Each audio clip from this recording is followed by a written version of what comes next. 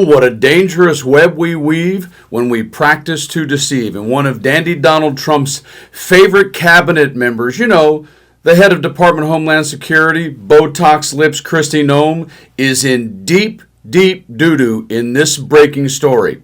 Yes, that self-righteous woman wearing the $50,000 watch while at an El Salvadorian prison has really stepped in it this time. I'll show that breaking story to you in just a few seconds. Holy smokes. But let's take a quick listen. If you don't remember exactly a little bit of the timeline of Christie's, let's say, hypocritical self-righteousness, this. Christy Gnome isn't just a disgrace. She's a walking, talking threat to the soul of American democracy. Of course, the lie about Senator Alex Padilla and how he approached her in the hearing in Los Angeles. This. And now she's standing on national television, looking dead into the camera, and lying about the detainment of a sitting U.S. senator, rewriting reality to fit her authoritarian fantasy.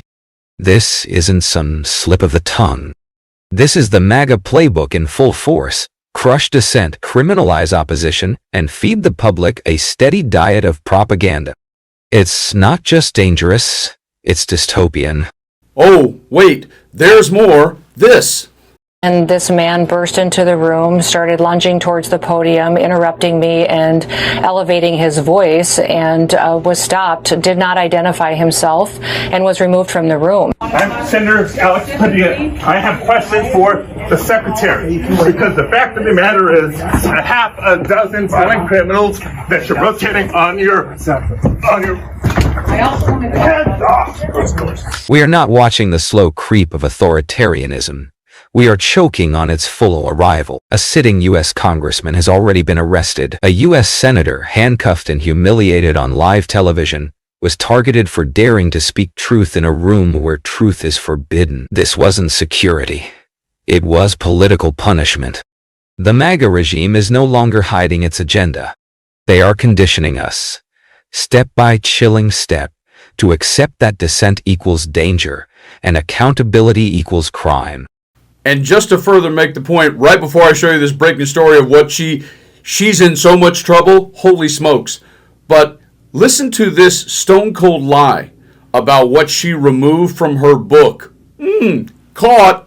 Why did you remove it? Is it because it's untrue, that passage? No, this is something that I think I'm not going to talk about. I don't talk about personal meetings with world leaders, and I'm going to continue to stay there. But clearly, if you're taking it out of the book, it's because it's untrue. And Christy Gnome's financial manipulation as the governor of South Dakota, she's in big trouble. Check it out. Busted. Christy Gnome secretly took a cut of her political donations. In 2023, while Christy Gnome was governor of South Dakota, she supplemented her income by secretly accepting a cut of the money she raised for a nonprofit that promotes her political career, tax records show.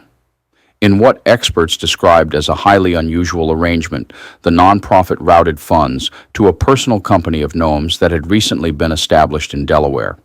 The payment totaled $80,000 that year, a significant boost to her roughly $130,000 government salary.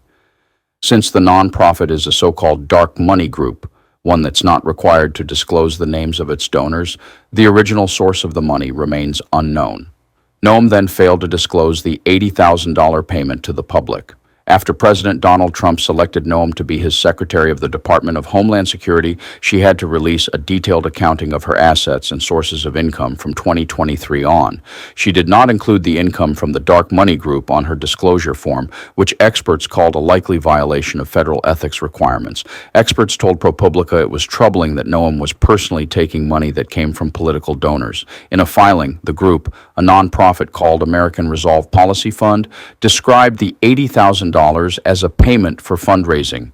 The organization said Noem had brought in hundreds of thousands of dollars. What's unusual, experts said, is for a politician to keep some of the money for themselves.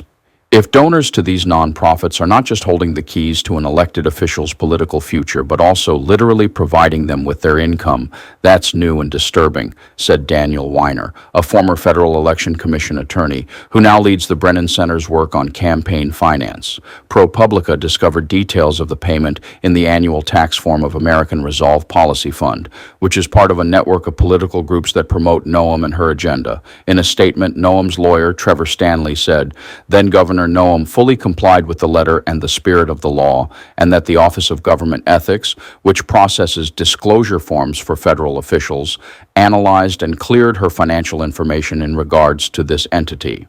Stanley did not respond to follow-up questions about whether the Ethics Office was aware of the $80,000 payment. Stanley also said that Secretary Noem fully disclosed all of her income on public documents that are readily available. Asked for evidence of that, given that Noem didn't report the $80,000 payment on her federal financial disclosure form, Stanley did not respond. While she is among the least wealthy members of Trump's cabinet, her personal spending habits have attracted notice. Noem was photographed wearing a gold Rolex Cosmograph Daytona watch that cost nearly $50,000 as she toured the Salvadoran prison where her agency is sending immigrants. In April, after her purse was stolen at a Washington, D.C. restaurant, it emerged she was carrying $3,000 in cash, which an official said was for dinner, activities, and Easter gifts. She was criticized for using taxpayer money as governor to pay for expenses related to trips to Paris, to Canada for bear hunting, and to Houston to have dental work done. At the time, Noem denied misusing public funds. Noem's personal company, an LLC called Ashwood Strategies, shares a name with one of her horses. It was registered in Delaware early in her second term as South Dakota governor, around 1 p.m. on June 22, 2023. 4 minutes later, the nonprofit American Resolve Policy Fund was incorporated in Delaware, too. American Resolve raised $1.1 million in 2023, according to its tax filing. The group reported that it had 0 employees, and what it did with that money is largely unclear. In 2023, the nonprofit spent only about $220,000 of its war chest, with more than a third of that going to Noem's LLC. The rest mostly went toward administrative expenses and a roughly $84,000 travel budget. It's not clear whose travel the group paid for. The nonprofit reported that it sent the $80,000 fundraising fee to Noem's LLC as payment for bringing in $800,000, a 10% cut. A professional fundraiser who also raised money for the group was paid a lower rate of 7%. Noem's outside income may have run afoul of South Dakota law, according to Lee Schoenbeck, a veteran Republican politician and attorney who was until recently the head of the state Senate. The law requires top officials, including the governor, to devote their full time to their official roles. There's no way the governor is supposed to have a private side business that the public doesn't know about, Schoenbeck told ProPublica. It would clearly not be appropriate. Noem's lawyer said South Dakota law allowed her to receive income from the nonprofit. This is the issue of what we face. Politicians, personally for me it's mid-80s, 85s, first year of Reagan's second term, they don't work for we the people. They only work for the people who put money in their pockets. And there is no doubt the MAGA Gospel Playbook, this crap. This is not a partisan dispute. This is a direct assault on the Constitution, on free speech, on the very idea of America. And Christy Gnome? She's not just complicit, she's leading the charge. But in this twisted ecosystem, truth is irrelevant. MAGA doesn't want facts. It wants obedience. It doesn't matter what the tape shows. It doesn't matter what your eyes see or what your heart knows. In the MAGA cult, reality is whatever the leader says it is. The cruelty is the point, and the lie is the gospel. That's it. And until we change the laws in this country surrounding campaign finance, dark money transparency, etc., I assure you, sadly, nothing will change and it will only get worse. You guys, stay frosty.